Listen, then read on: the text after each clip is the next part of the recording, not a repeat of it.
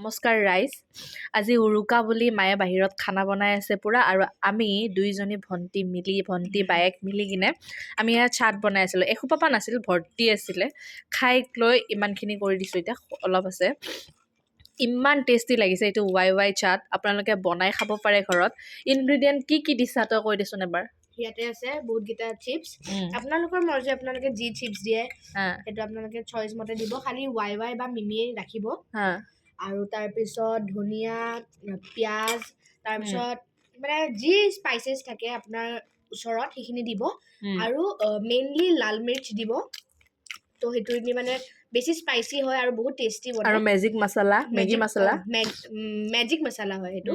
Magic মছলা দিব আৰু নেমু দিব। সেইকেইটা মানে মেইন। আৰু ধনিয়া, চচ, টমেটো চচ, মিঠাতেল। কেনেকুৱা সোৱাদ! আপোনালোকে এবাৰ খাই চাওক এই ডিছটো। যোনে মানে চটপটা টাইপ বস্তু খাব ভাল পায় ন, তেওঁলোকে এইটো খাওক। কেনেকুৱা সোৱাদ লাগিছে নহয়। বাই বাই, এইখিনিয়ে আছিলে ভিডিঅ'টো।